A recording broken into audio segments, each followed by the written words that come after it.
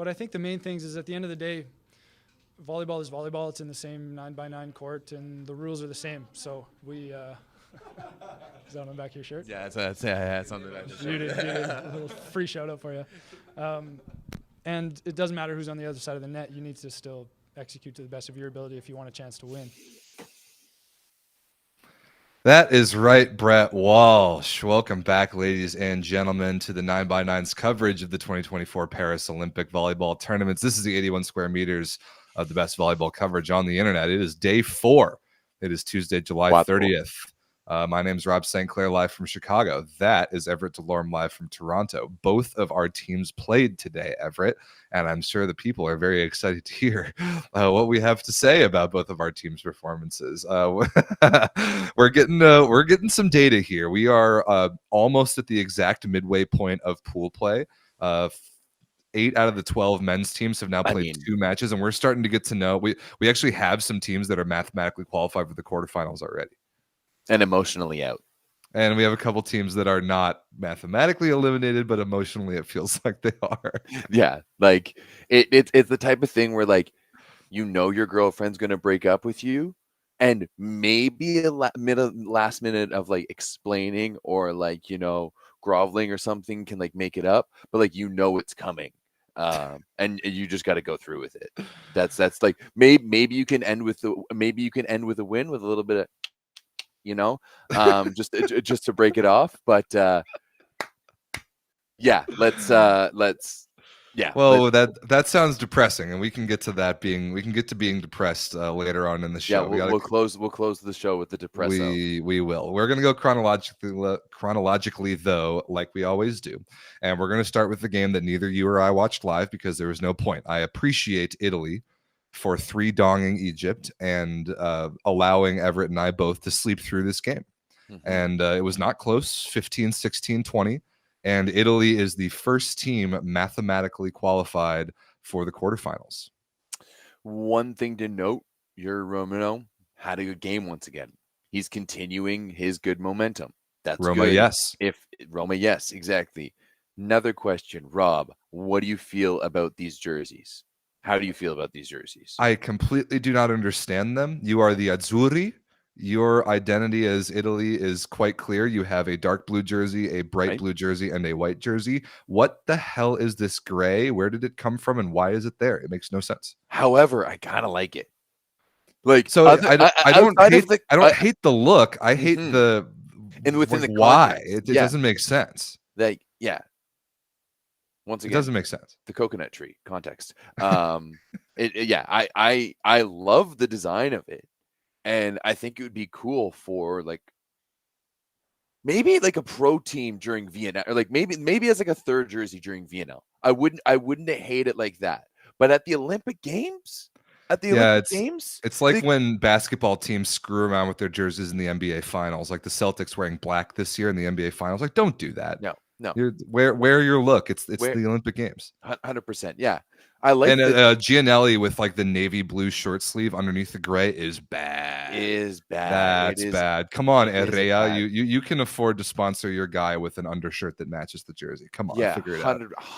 Absolutely, figure that out. Be like, Gianelli, we know you're a guy. You're a captain. We know this is your look. Hey, matching. Yeah, okay, figure it out. We want this to look uniform. This is Bush League, okay? Volleyball, figure it out. Well, nothing to figure out really about Italy's level this tournament. This was always going to be a free win. They did not play down to competition. At least I assume they didn't. I didn't watch the game, and I don't need to. You're right. Yuri Romano, good. Daniele Lavia, quite good. 11 for 19 with only 2 errors. Whatever. I don't really have anything to say about this game. Now I'm really curious, as the rest of Pool B, the other very important half of Pool B, in Brazil and Poland, they play tomorrow. Based on the result of that game, what sort of Italy do we see in match number 3? I hope that it's full strength Italy, because I want to see them against an opponent that legitimately scares them, and I want to see how they respond. I want to see how Yuri Romano responds. But 2 for 2 for good matches for him so far. Yeah, 2 for 2 for Romano. Just looking at these Egyptian stats right now, not pretty. Reda Heikel, their opposite, actually getting the start in this one. 8 points, and then he led the Egyptians in that 6 one. for So 17 with 5 errors. not pretty at all. But yeah, no, Expected, though. Italy looking good, but that matchup against Poland is going to be really, really, really telling. But I think they're poised to make a deep run without a doubt. Oh yeah, I think they have to be. They look quite good. They got past the Brazil test. They got past a JV team in Egypt, relative to the Olympic field, and now onward and upward for the Azzurri. I hope they wear blue against Poland like they're supposed to. Yeah. Speaking of teams that wore blue today, oh boy, what a banger this was! My United States men are undefeated in Pool C. Before you in the chat start to try and knock me down off of anything ever for any reason, my team is undefeated in the best pool in the tournament.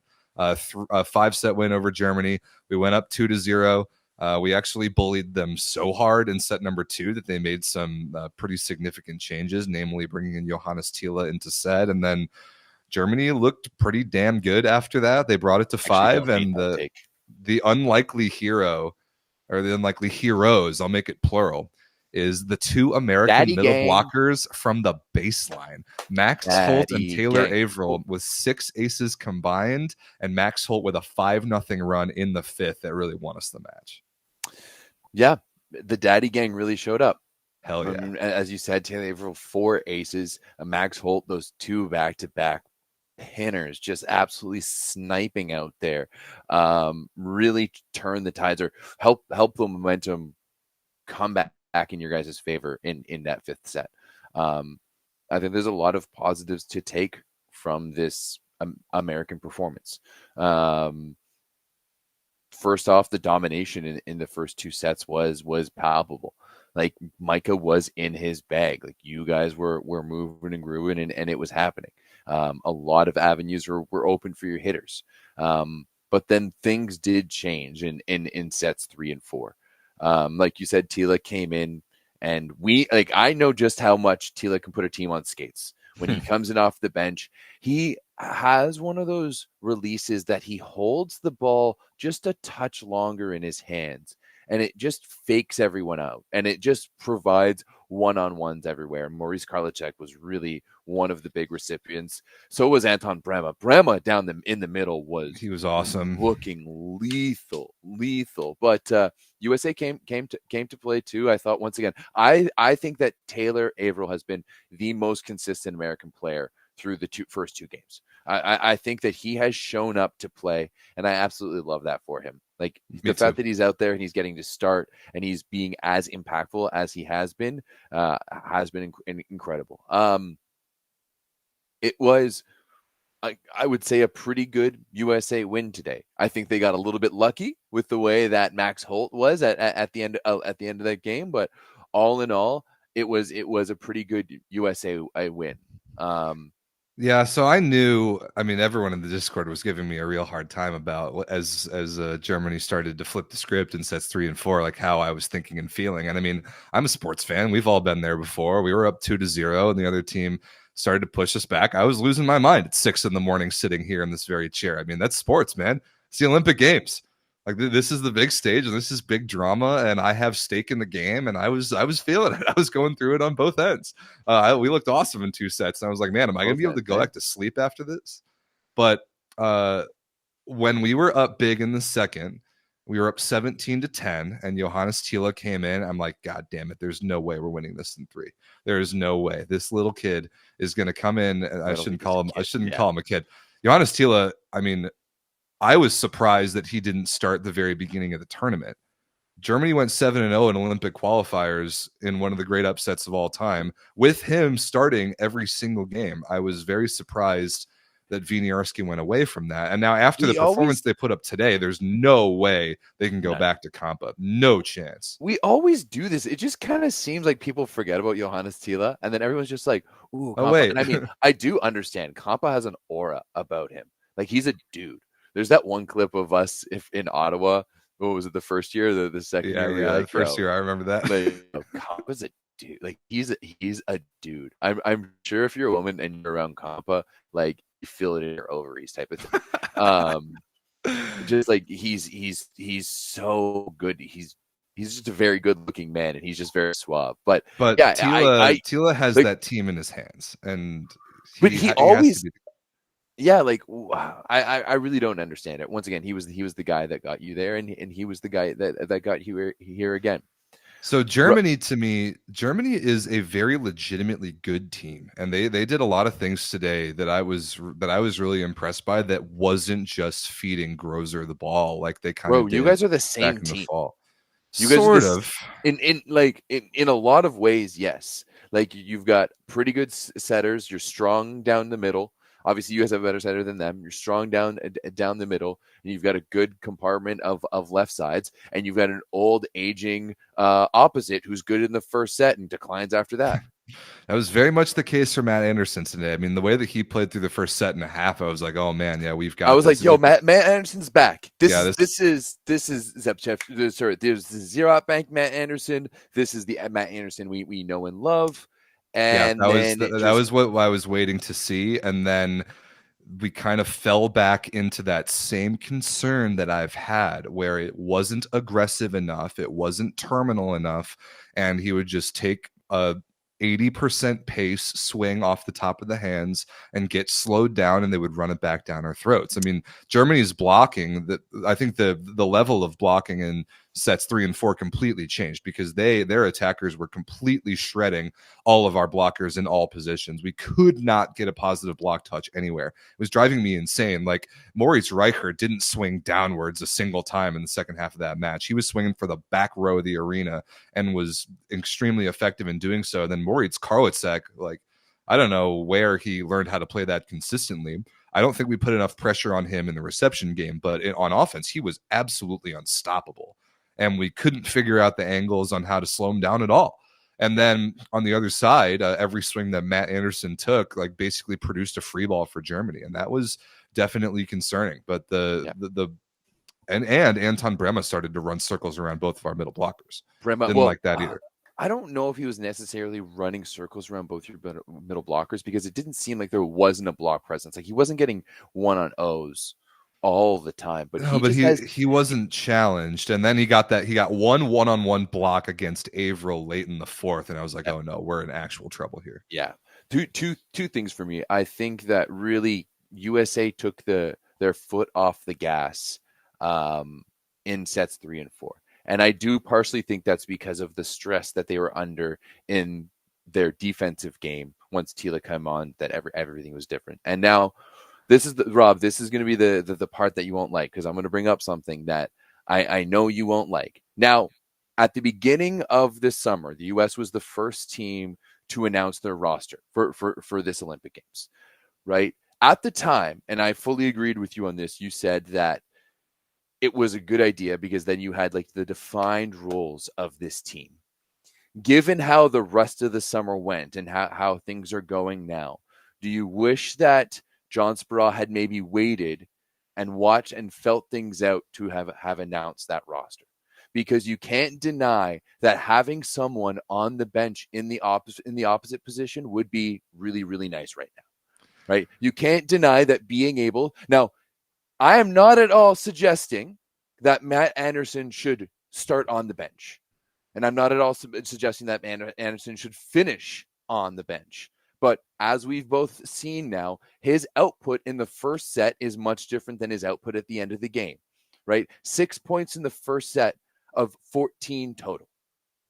After that, he was nowhere near efficient. It went down, as you said. Not to mention his passing went down significantly. Not only was he getting aced, but he was passing quite a few balls off the net, forcing Mike Christensen to run around, right? I think that especially right now, the U.S. would benefit from having someone like Jake Haynes who can come in and take some volume and help open up the offense. And I don't understand why with this hate for Jake Haynes. The only 2 times he got to start in the VNL this year, he dropped like 23 and 31. Jake Haynes in 2 matches scored like 20 less points than Matt Anderson scored in like 6 or 7. And like almost 8. Like these are real stats here. Like, this is a guy that consistently can score points, consistently can drop 20, was almost a 5-point per set guy in the Plusliga and can take up like you guys like this is all great and nice for going up against Germany and like Germany, Japan, and Argentina.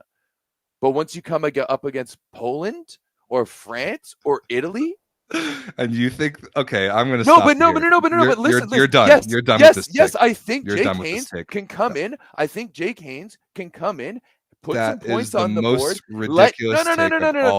Don't do your art. He had those good performances against Bulgaria and Türkiye, and then you want to call on him in an Olympic Games elimination game against Poland? Yes, this is a dude who plays in the Bundesliga and plays against these players. You can't say that Jake Haynes isn't an international level player. He absolutely is. And once again, you don't need him for a lot. You just need him for like maybe one rotation a set. You just need a little bit of relief for Matt Anderson, right? You need him to be fresh at the end of the game and to be terminal at the end of the game. That's what I'm saying. I'm not saying you rely on Jake Haynes to be your guy. No, but I'm saying you need a little bit of backup there because you need a little bit of help. Jake Haynes is a legitimate scorer who blocks well, like puts up a solid block and can hit a good ball out of system. I think it would have been a massive asset. I'm squashing this right now. This is completely ridiculous. First of all, there's a reason why Jake Haynes was not even named the alternate. Second of all, those good performances that you talked about earlier in the summer were against Türkiye and Bulgaria. Türkiye finished dead last in VNL and fired their coach. This is the Olympic Games. Jake Haynes is not dynamic enough to be a legitimate factor in the Olympic Games, and that's why he's not on the roster. That's okay. Also, Matt Anderson's issues are not related to conditioning. Him being conservative is by his choice in play style. He's too conservative by the way that he chooses to attack the ball. It does not appear to be fatigue to me. I would and again, this is like the Olympic Games. You have 2 days off in between matches. Fatigue should not be a factor. But yet we're seeing fatigue in the 2 oldest players in the tournament, right? And now, like there has been a notable difference in both Matt Anderson and Gregor Grozer from last fall's Olympic qualifying tournament, which is kind of wild to think about when you think about both of them had to play like a VNL and then a Norsika Championships and then Olympic qualifier. And that they were in the state that they were in and played as well as they did at the time. Like, that's a little bit wild. That's why I'm saying it's not conditioning. It's just the way Matt Anderson plays. And no, I don't disagree with Sparod naming the roster when he did. I don't disagree with him bringing one opposite. We beat a good team today with Matt Anderson invisible for 2 sets. Yeah, but you beat a good team, not a great team. Rob, and so you think that Jake Haynes is going to push us over the top to beat a great team? I think he would allow Matt Anderson to be more effective at the end of a game. So you're saying that we should throw 2 games and then bring Matt Anderson in for the 5th? I think Jake Haynes can score you 2 points. I think Jake Matt Haynes Anderson can score 2 points. Yeah, but he can score you 2 points in sets 3 or 4 while Jake Haynes is doing it for a little bit and then score you 1 in the 5th or score you 3 in the 5th. And that's the difference that I'm looking for. Once again, like Rob, I'm on your side here. My team might not win a game. So I'm defaulting to your team to go on and win a gold medal, like to defend Norsika North America. My biggest worry right now is that this team is going to run out of gas against the best teams in the tournament. As that against the top elite teams, the 3 that are above them, they're going to run out of gas because Matt Anderson can't get it done in the 5th.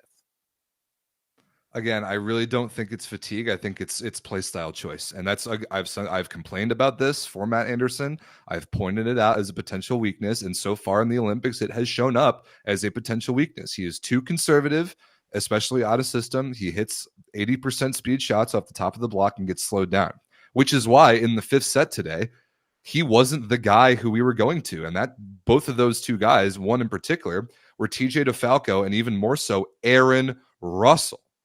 And if Aaron Russell plays as well as he has through 2 matches, then we don't need Matt Anderson to be the guy. Aaron Russell has been absolutely outstanding. He was amazing today. And you need 15 for 28 with only 2 errors plus an ace serve, 16 points on sky high efficiency. You need Aaron Russell to be good and steady too, because as like DeFalco has been fantastic. However, statistically, yes.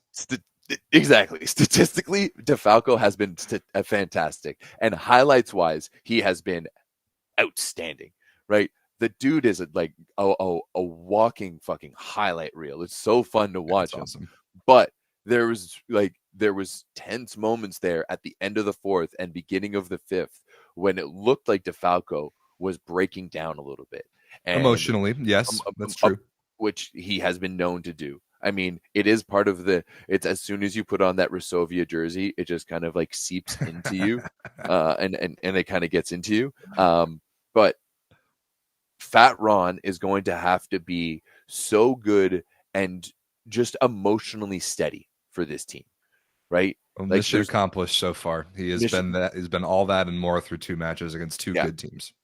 Absolutely, because there's a lot of people who are going to look for those sparks, and DeFalco does that in his own ways. Shoji does that in his own ways. Micah does it in his own ways, and Aaron just needs to stay so steady and to just be their pillar. And if he can continue doing that, I think this team can go far. Another thing that I'd kind of like to see is in those rotations, because Matt and TJ are going to continue to line up next to each other. In those rotations, when both are in the backcourt, set TJ more D-balls. Like, give us more of a right side presence attacking the court.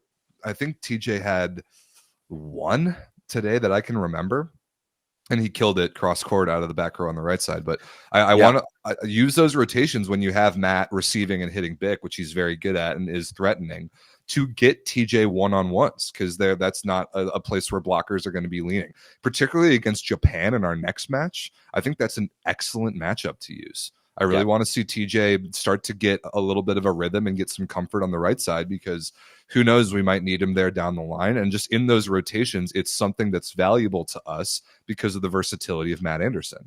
So I want to see that a little bit more, definitely. And I would like to continue to do what the United States has always done, and that's prioritizing running the offense as much as possible down the middle of the court. And we continue to do that extremely well. Both Averill and Holt were awesome today.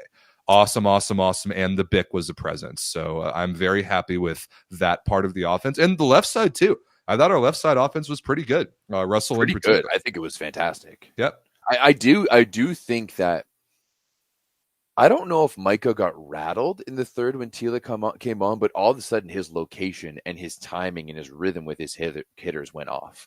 Like, him in the third set, like, he was consistently setting behind Matt Anderson. Like, there was consistently tight balls. I'm not entirely sure what happened there, but he did manage to get it back. But I would like to see him. One thing that I think led to Germany being so successful in the third and the fourth is that they did have Karliczek, who's going off, but it's not like, I think TJ and Aaron were playing just as good on the left side, but I think Tila was being a little bit more strategic in when he was using Grozier and putting Grozier into situations where he was really able to be successful. And it was like, I'm just laying this up for you. Whereas I kind of felt like sometimes Anderson was just used as an outlet, as like he was only used when he was like really needed, as opposed to putting him in a situation to succeed. And I think if Micah was able to do that a little bit more with him, it would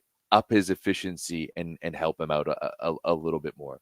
And especially since he's keep his confidence high to have the willingness to terminate. I mean, there was a swing that Matt took in the second set on the left side that he hammered 4-4 to like 8 feet. And I'm like, okay, that's Matt Anderson seeing a shot and using his elite physical tools to terminate and hit a world-class ball and literally like legitimately go out and score a point, like that sort of thing. And I totally agree with you. I think giving him looks where he feels the opportunity and the confidence to go do that, to be aggressive and take big swings to score points, is only going to be a good thing when it comes down to an overtime situation or a fifth set where you need a point from the right side. And Matt, if he's been silent for 3 sets, which today he was by the time we got to the fifth, then he's just because of his play style, he's keep him oiled up and warm, right? Exactly. Yeah. Matt is it's just the way that Matt plays right now, that he prefers to not lose versus to win. That is the way that he thinks about his game right now, pretty clearly based on his offensive choices. So I would disagree in the fact that I think that there's a difference that he's just approaching the ball in the first and second set compared to later on in the match. Like there's just a little bit more gusto. Like his first step is a little bit more aggressive. He starts from just like a slight bit further back, and it's starting to shorten up a little bit, and he's less explosive, which means he's jumping earlier, and the ball ends up behind him a little bit. Once again, that's like was seeing a lot of him like reaching backwards, which leads to the conservatism and high hand shots. Exactly. So I think like for me, that's when I'm seeing the little things in his game in terms of fatigue that is leading to him being a little bit more conservative. If it is fatigue, he's got to figure it out, because this is the Olympic Games and you have 2 days off between now and our next match. And then we'll have 2 days off before the quarterfinal, which Eric Shoji texted me after Canada's lost and he said, we're in. So he's been keeping track of all the scenarios. I think that we are now mathematically in. I'm not totally certain about that. I think we need at least one more point to feel good about it. I expect us to beat Japan. I really like our matchup against them coming up next. But yeah, if Matt's issue is fatigue, then he's got to figure it out. But I really don't think it is. I just think it's mentality, and that maybe that's something Sparrow and Micah talk about getting him looks in places to turn his mentality and his confidence around towards more aggressiveness a little bit. I could see that. But we can wrap it up with this. We're 2-0 in the best pool in this tournament, and I feel good about that. And I feel great about the matchup against Japan, and I feel good about this team's chance to make a run, given the form that we're in right now. I did say that whoever made out of this pool is going to be battle tested. Right. And I will say one more thing. Everyone's trying to drag me for thinking Jake Haynes is good. Jake Haynes is good.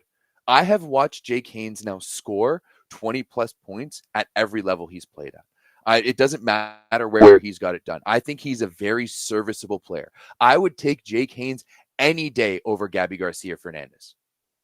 Is that right? Yeah, that's his name. I forgot his last name. I would take Jake Haynes over Gabby Garcia any day of the week. I think he's dependable. I think he can score in all situations. I think he's good. He's got a good serve. I think he's a good blocker. Sure, he doesn't jump the highest. He's not the most mobile, but he is a good overall volleyball player. And there's a reason that he plays in one of the best leagues in the world. And that's all I'm going to say. Everett, can you promise me something, that for the rest of the Olympic Games, you don't talk about Jake Haynes anymore? Because you're talking about the American third opposite position, and this is the Olympic Games. So who's the alternate for the Olympics? Is it an opposit? Yeah, I guess you're right. Yeah. I guess instinct. About the American third opposite position, and this is the Olympic Games, and I'm done with this conversation now. I agree with Paul Malinauskas. Jake Haynes is the most overhated player in this Discord, and I won't stand for it anymore, Rob St. Clair. But let's move on. Your team looks pretty good. I'm going to be slowly cheering for you guys now. We'll get into it. We look good. I feel good. I'm very excited for the Japan game, because a lot will depend on how Japan looks against Argentina tomorrow, which we'll talk about in a little bit. But I think we have another great opportunity to put the world on notice on Saturday. Yeah, for sure. And why does Clifton Lawrence keep on coming in the chat? Like, it's because it's the Gabby Garcia thing of switching from Puerto Rico. But again, we're talking about people so far down the depth chart, and this is the Olympic Games. That's a waste of time, and we're not going to waste any more time. We're gonna get moving forward, but first we got to talk about two things. The first is, if you want to pick up a subscription to VBTV and watch all the volleyball in the world that unfortunately is not the Olympics, but it's pretty much everything else.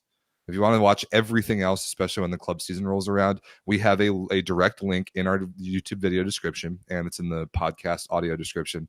That will kick back to us as a referral when you sign up for VBTV. So if that's something you're interested in, please use the link in our description below. Absolutely. And while you're there, down in our the links in the description below, you can check out the link to shop.volleyballworld.com, where you can pick up the official 2024 Paris Olympic game balls from Mikasa. You got the indoor ones, you got the beach ones. They both look good. They both play good. They both look crisp. I love them, and you can pick them up at shop.volleyballworld.com. Yep, link in our description for that one as well. All right, Everett, let's move on to your pool. I'm sorry to have to do this to you. First, an appetizer. Slovenia 3-donged Serbia, 25-21, 25-19, 25-19. This was convincing.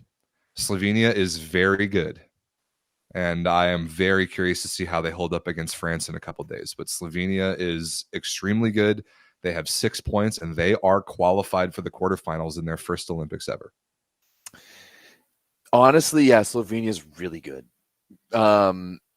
Super good. One thing that did come out of today is that it did make me happy that we actually, we were able to take a set off of them and we almost pushed them to 5.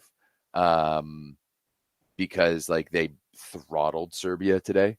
Serbia did look good at times, but I just never felt that this Slovenian team ever felt any stress. I thought Alan Payank was fantastic from the baseline. Oh man, what was that set 2? That he went on that huge run? Yeah, something like that. Yeah, I think it was an 8-0 run. It was ridiculous from the baseline.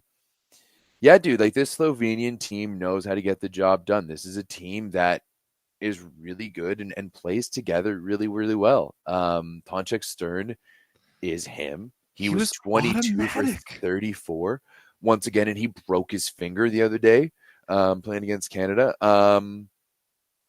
Yeah, I think any team in the competition right now is terrified to play Serbia. I really do. Their next match, you mean, and I agree. Oh, sorry, Slovenia, not Serbia. No one's scared to play Serbia, except for maybe Canada. I don't know what we're doing right now. Actually, I do it. I shouldn't be so. We'll get to that. Yeah, we will get to that. But I think Slovenia looks the best in this tournament. They have the best jerseys in this tournament. They do. The all white is awesome. The all white, and you can tell it's a little bit of gray with the mountains, but I think they have the best jerseys and in this tournament, and they look good. They're playing good. The fact that you still have the Rock Mozic on the bench to go to, and I still think that he's going to be a factor at some point, really says so much about the depth of this team. And you know what? At the end of the day, if they're going to beat us the way they did, I'm glad that they're playing this well. I'm glad that it looks like they're going to make a quarterfinal round look very, very interesting, because they are now perfect, right? They've got 6 points and they're 100% moving forward. I think they're in them and Italy are in first place right now. Correct. Yeah, they're both at 6-1 in sets. They both have 6 points. They're both mathematically in the next round, and that's pretty amazing for Slovenia in their first Olympics ever. Yeah, dude, I don't know what it is about Tonček Stern, to be able to go 22 for 34 with only 3 errors and just light it up the way that he did. I can't figure out why teams can't stop him, but they really can't. Nobody can stop the man right now. And until somebody figures out how to stop him, Slovenia is going to continue to roll, because later in this match, it ended up being Klemen Chabel that was the guy that kind of pushed it over the finish line. He was ripping balls out of system late in that match. And that third set was actually kind of close until it was 18-16. And then Slovenia kind of put their foot down with a bunch of great break points and Chabel getting it done out of system. Another guy we really got a shout out is Jani Kovacic. Might be playing as the best libero in this tournament so far. He's been awesome. Yeah, he has been really fantastic. He has been super solid for them, passing well. Really, just Slovenia right now is almost like Italy in a way to me, where they're just so solid everywhere and they're just so calm about it, that they have this just innate confidence with how they play the game right now. And it's producing some really good volleyball. Sure, it is kind of boring. Watching Slovenia is a bit of a boring game, and they're not a raw, let's go passionate team. Everyone was saying, from the emotions of the Germany-USA game, it really crashed down to the Slovenia-Serbia game. Emotion-wise, yes, it did. But I agree with you. I think that's a really good assessment. Slovenia has a lot of confidence in the way that they play. They don't make any stupid mistakes. That doesn't happen to them. And that's a recipe for playing good volleyball, even if it's I don't even know if they're boring, because they just take care of the ball super well, and they're not out there trying to bounce balls or stuff block people all the time. Those things do happen, but they're just a bunch of good athletes. And Gregor Ropret is, I think, a perfect microcosm of that style at the setter position. Doesn't make dumb decisions. It's nothing crazy flashy, but he puts the ball up there, and his hitters make great decisions with it. He does a really good job at spacing his hitters. and his hitters are always keeping that ball ahead of them. And they really work well into a system where like they don't try to play it too fast where there's a wider margin for error. He just puts up a simple, and it's not quite a high ball. Like there's a bit of tempo to it, but it's always in front of him. And that's why I think Tonček Stern, especially in this game, was so efficient, because he really wasn't in any stress, and he wasn't trying to fix balls. He wasn't reaching outside of his body. Everything was in his motion because Ropret is just delivering it. Yep. You know, it's not the best food in the world, but it's getting there on, like, it doesn't have a Michelin star, but it's getting there on time when you ordered it and how you ordered hot it. And ready to go. Yeah. Hot, ready to go. That's it. Little Caesars, baby. Yeah, Slovenia is super good, and I'm very impressed by them. And on the Serbian side, I have nothing to say. I really just don't have anything to say. This is exactly the team that we thought that they were that showed up today. And we let him off the hook. Dennis Green style. And the fact that they took two sets from France is completely ridiculous. You can't say those words in a sports setting and not say I let him off the hook. Yeah. I have nothing to say about Serbia. They, I hope for your sake, Everett, that you pound them into the ground. Whether or not it matters for advancement, you just need to cathartically beat that team. Yeah. And I think that you will. We'll see. Should we talk about it? Is there anything else that we want to say about this other game here? We're just ripping through this today, eh? I want to hear about this. I want to hear your. What do you want to hear about this? That we lost to a much better team? Yes. That we're the worst passing team in volleyball? Which, like, bro, if you want to hear me go into a rant in Canadian volleyball, or a specific, I don't know if this is Canadian volleyball in a whole, but can I tee you up for your rant about passing, because you were talking about it in the Discord? First of all, France won the match 3-0. We can see that. 2021-7. We have audio listeners, Everett. France beat Canada 3-0, 2021-17. France, I wouldn't even say played super well. It was certainly good enough. The serving was a big story. Canada was not a good passing team, and now I would love to hear your thoughts about it, especially as it connects to how volleyball is taught up there. Bro, well, like, first and foremost, I thought, like, off of our serve receive, we played decently well. If we were able to limit those, like, if we were able to have those serves and just limit the runs to one or maybe two at most, like, I think this would have been a different game. And I think we would have been able to at least take one set, maybe two, maybe two, right? There's this, like, I don't know how we do it. We fucking get into a hole and then we come all the way back. It's like we're the little brother sometimes, like, hey guys, wait for me. And he's like chugging on his bike. Everett, you are always the little brother. Gets to the top of the hill and he's like, and looks up and they're gone, right? That's the way it feels, because it's like we were down like 15-10 and all of a sudden we're tied 15-15. I'm like, let's go, boys. Let's go. They call a timeout. And the next thing you know, it's 18-15. It's like, what are we doing here? Like, what are we doing? I also think Canada leads the universe in plays that should score. The opponent somehow miraculously scrambles, bring the ball back, and then Canada makes an error on the falling free ball or gets stuff blocked. That happens way too much. There's that one that Irvin Ingapet scrambled, somehow kept inside the antennas, and then an immediate one-on-one stuff block out of the pipe, which was a bad set choice. Like, yeah, it was tough to watch. I'm rooting for Canada desperately, and it was emotionally difficult to watch that game. There's that, and then there's also the fact that, like, when you look at Brizal's serving run, especially in the first, four aces in a row is nasty. He's picking different spots and hitting perfect fucking serves, like painting the line and having it come in, or like he's like going like high 5-6 seam and then high like down the rail and then short to the tee on like 1-2. Like, he is just moving things around with pinpoint precision. And I honestly think that it's because we're such a shitty passing team that guys just go back and like fuck it, I could just fucking do this. It's gonna score against Canada, and then like, oh shit guys, it worked. Voilà les mecs, qu'est-ce que j'ai fait? Like, fuck, man.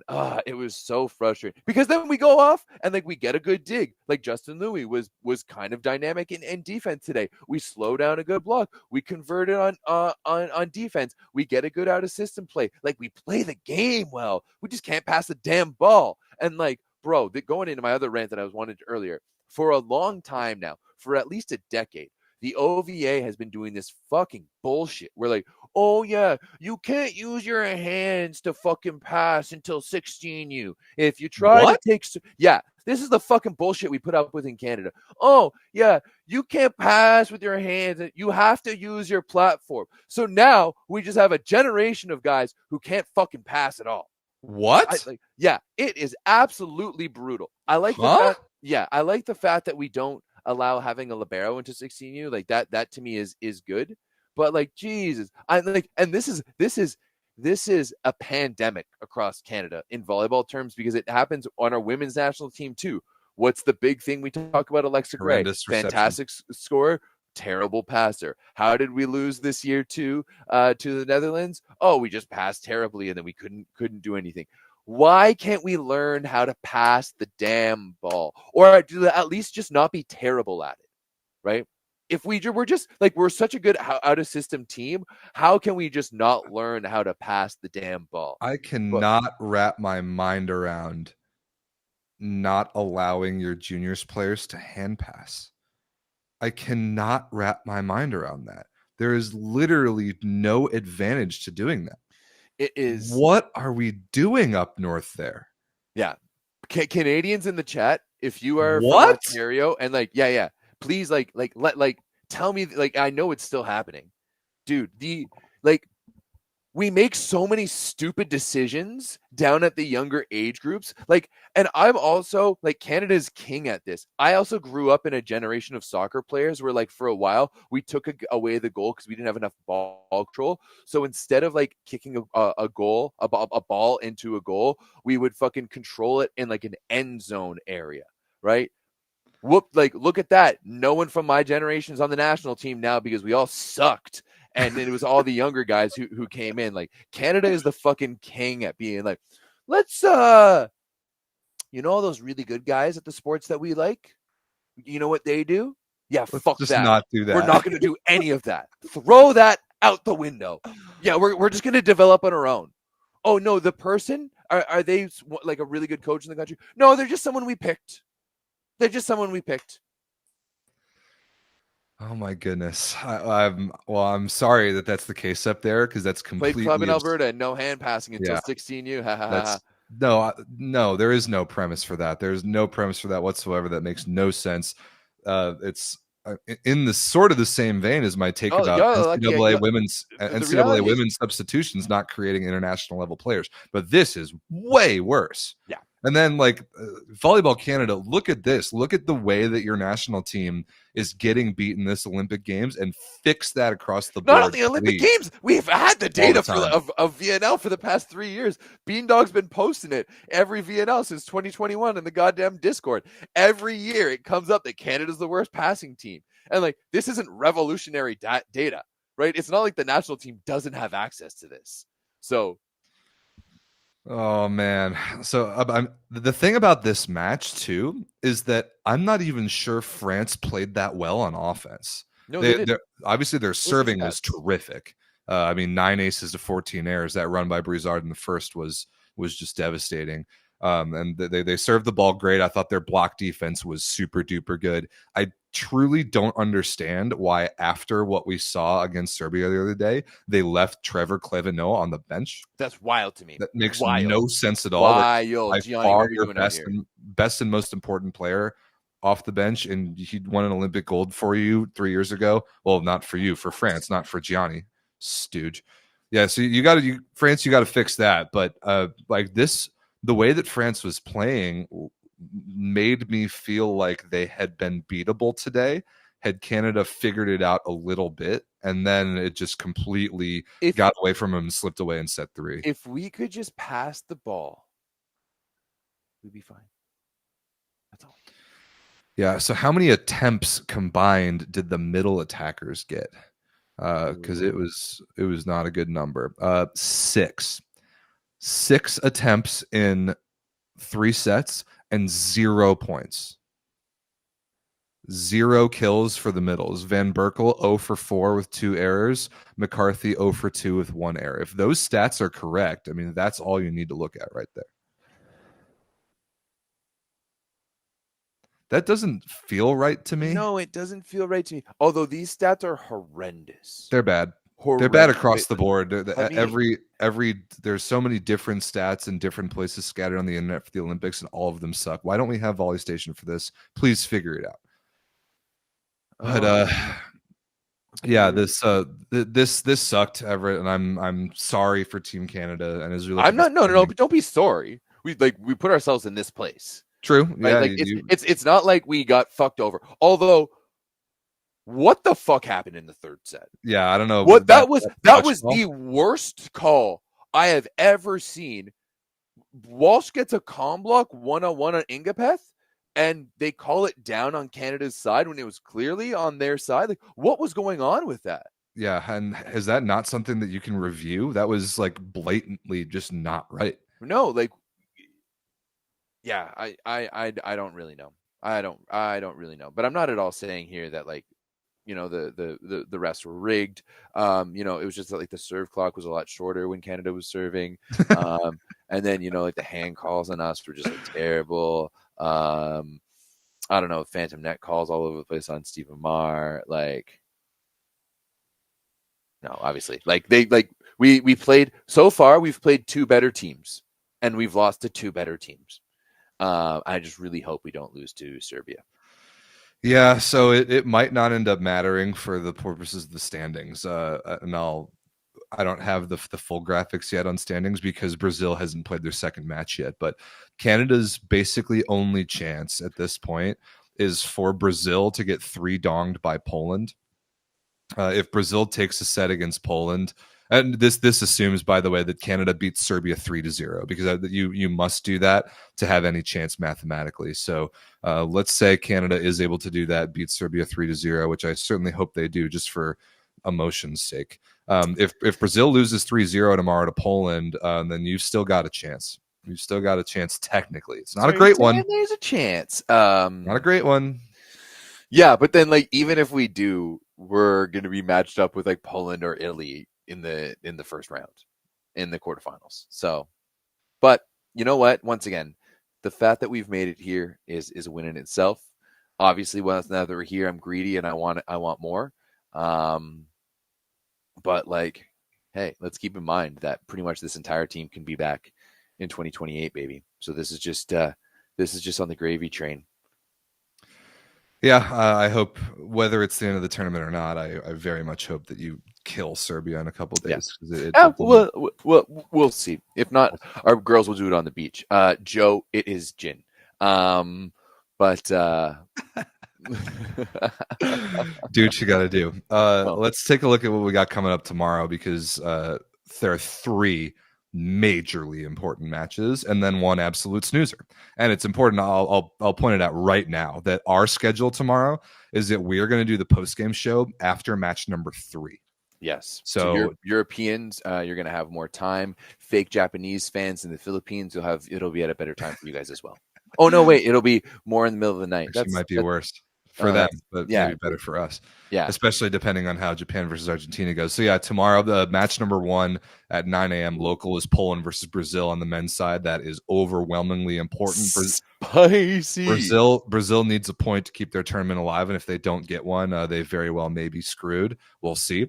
Match number 2 at 1 p.m. local is Japan versus Argentina. A must win for both of those teams, particularly Argentina, but Japan too. Like, they need points pretty badly. Yeah. And then 5 p.m. local is a pivotal women's match between the United States and Serbia. And with only 1 day off in between games, and given the rant that we went on 2 days ago about the American women, or no, yesterday about the American women and their performance in match number 1, that's going to be one to watch very, very closely. And then match number 4 is Poland versus Kenya. Don't bother. Do not waste your time. We will not be wasting our time, and we will be doing the post-game show after the USA versus Serbia game. So we will not be covering Poland versus Kenya, at least not tomorrow. And we probably won't even need to do so the following day if things go as they're currently going. Real quick, here, Rob. Poland versus Brazil tomorrow. Do you think it can be a 3-0? I think it's possible, yeah. So what we've heard is that Tomasz Fornal will not play for Poland. Nikola Grbic said that if it were a quarterfinal, that he would play, but out of caution and because they have very capable outside hitters everywhere in that program, they're going to keep Fornal out for tomorrow. It is definitely possible for Poland to beat Brazil 3-0. That is what all Canadian fans need to be rooting for mathematically. I've been on the take the entire summer that Brazil's not going to make it out of pools. So that's what I personally am rooting for my own selfish perspective. But I definitely think that it's possible. I think that all three Brazilian wings are going to have to be phenomenal. And I'm just not sure that they have shown that so far this summer or this Olympic Games. I mean, they've only played that one match. They took a set against Italy. I hope and I think actually that Poland will win this match 3-0, but we'll have to see. Yeah. I mean, I think this is going to be a close match. I really do. As much as I wish for Brazil to just slip and fall in a banana peel and just all of them be concussed. Maybe just no. I don't want anything that drastic. I just want a little bit of food poisoning to run through the team. We've all heard about the terrible vegan ass food that the damn French have been pushing on the athletes and stuff. So yeah, I hope that you just get a bit of un petit peu de gastro. And then they get a little sick, and then it's just a nice little easy 3-0, and then it lingers on when they play Egypt and they lose another set against Egypt. Yeah, if Brazil were to drop a set against Egypt, that would help Canada amazingly, but I don't think it's fair to expect that. Yeah. How about Japan versus Argentina? What do you think about that one? Bro, this is a spicy matchup. I really think this matchup, because Argentina is what Japan wants to be. They like in a lot of sense, Argentina is big sense. In the macro sense of like how Argentina has fit in the volleyball world over the past decade, as they're one of the first teams on the outside in with serious potential to beat most of the teams. Like Japan is who, like Japan is the team that wants to play spoiler to the United States, for example, and prevent them from moving on and be able to make a run to a bronze medal. Right? They are who.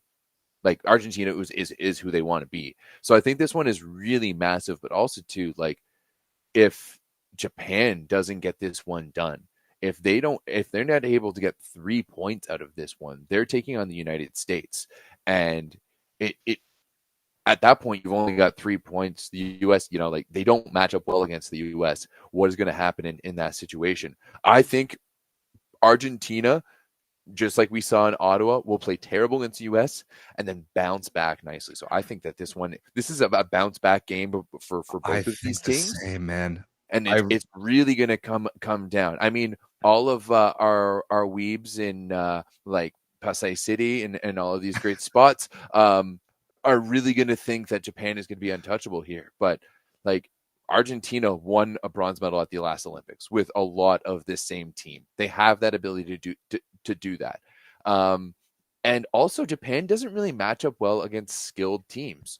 And that's exactly what Argentina is. They are a skilled team. So I agree with you in general. I don't see a world where Argentina doesn't bounce back from their performance against the US on day one, because they looked terrible. And very similar to, oh man, I just saw that in the chat. We'll talk about that in a second if that's true. Can you look up and find out if that's true? I'm already on it. Oh my goodness.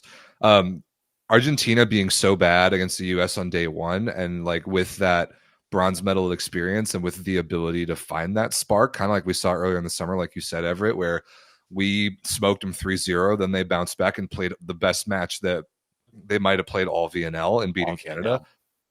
Like, I definitely see something like that happening again here, especially given the situation. Like, if Argentina fails to take a point, they're done. I think they need to win. I don't think a point is going to be enough. I think they straight up need to win. So Argentina or Japan?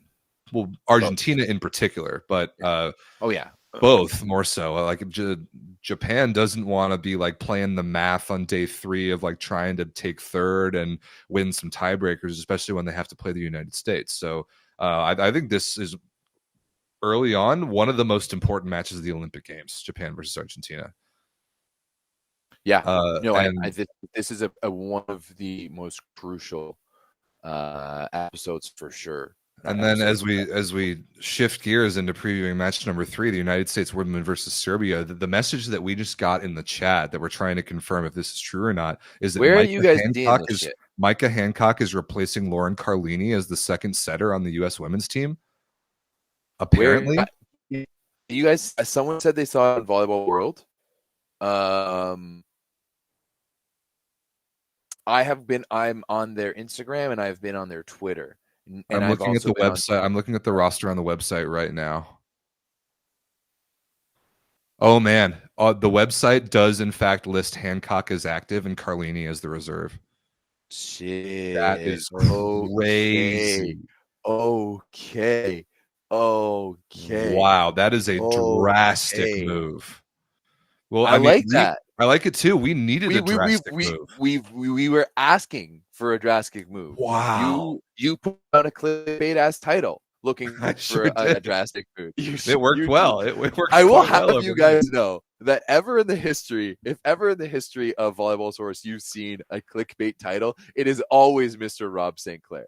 It is always Mr. Rob. Hey, it was your idea. It was just what my personal flavor of clickbait that got several thousand of you to watch last night. So that was pretty nice.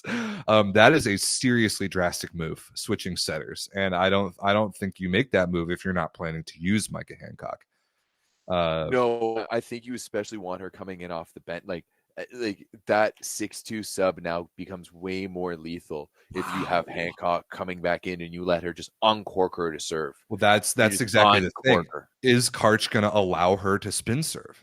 Because we haven't seen her jump serving at all since Tokyo, and she's one of the best servers on the planet. I mean, she set the Italian league record for aces a couple seasons ago, and then Karch just tells her every summer to stay down and float serve, which I completely don't understand. So, but maybe he saw what we saw, and he needs to change something drastically enough that you need to make a change like that and be more aggressive across the board. And if that's the case, I love it.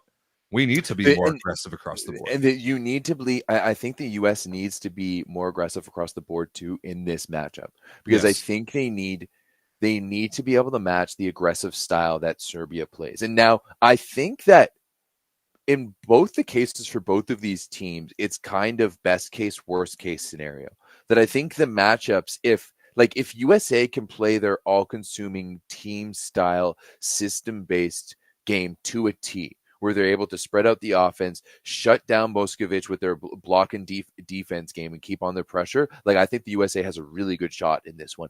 However, if they're not able to take care of those very specific details and execute only the way that they can, off-speed defense in particular, then they're not going to be able to pick up some of the junk that Boskovic provides, in the sense that she's just going to go out there and swing, and it doesn't really matter. And she's looking for those pegs off the block. She's looking to, go inside. She has such an array of shots that if they're not on it and dialed in with what they have to do and aggressive their own way to counter it, they're going to have a bad afternoon. But to me, this matchup between USA and Serbia is a 50-50 matchup. It could go either way, and I think it's going to dictate a lot for the other one throughout this. But also, too, US is kind of coming into dire straits after losing that first one to China. They need a little bit of good momentum here. Yeah, and a win against Serbia would really mean a lot to their psyches. Yeah, and even though we're going to get a free 3 points against France in our last game, it will be important for how this team feels about themselves to at least show up tomorrow. If maybe we lose another 5-setter, I wouldn't necessarily hate that depending on how it happened, but this team needs to show up for themselves to give them some belief that they can actually do damage in this tournament. Because if we lay down and die and get killed by Serbia tomorrow, even if we get to the quarterfinal, it's just going to be a participation trophy. And that's not what this team should be able to settle for. No, absolutely not. So tomorrow's one of the biggest matches that we've had so far. You've got a couple of the biggest matches that we've had so far with Poland, Brazil. 3 huge ones.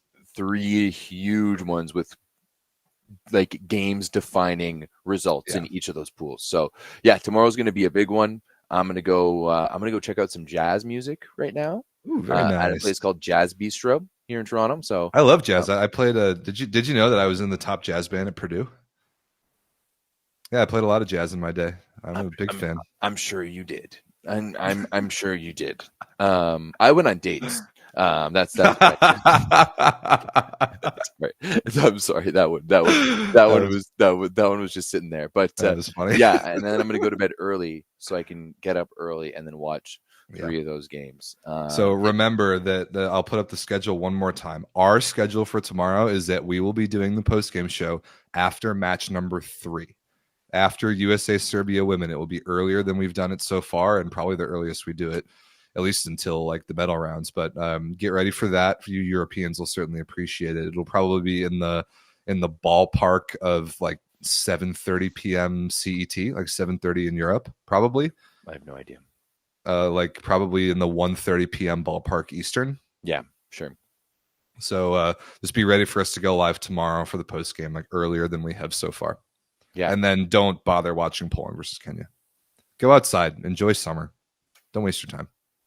Oh, it's beautiful here right now. I know, me too. I'm actually going to go outside right now. Yeah, no, I've been inside all damn day. I know. Same. Y'all should do the same. Thank you all very much for watching. We love you very much. Do you have the ability, like, can you do it from a park? Like, it'd be really funny if one of the days we watched the last game each in a park and then we did the podcast like outside. That would be pretty nice. I would have to have good internet connection, but I mean, you did it from a literal campfire side site in the middle of nowhere one time a couple years ago. I did it from Killarney Provincial Park here in Ontario. That was epic. If you guys know where Killarney is too, like, Killarney's not close. Like it's not like a little provincial park like just outside of Toronto. It's like a 4.5 hour drive. Yeah, somebody find the 9x9 episode number that was and link it in the comments after this video, because people need to go and appreciate Everett's dedication to the show for doing it in the absolute middle of nowhere. That one time. It was like 6 degrees outside too. Yeah, it was cold. And because I needed the light of the fire to like light me up so you could see me, I was like further away from the fire and I was freezing by the end of it. Good times. Well, it's the Summer Olympics. We don't have that problem now. We hope that you all enjoy the games. We'll see you tomorrow earlier than usual. And thank you all very much for watching. We love you. Bye.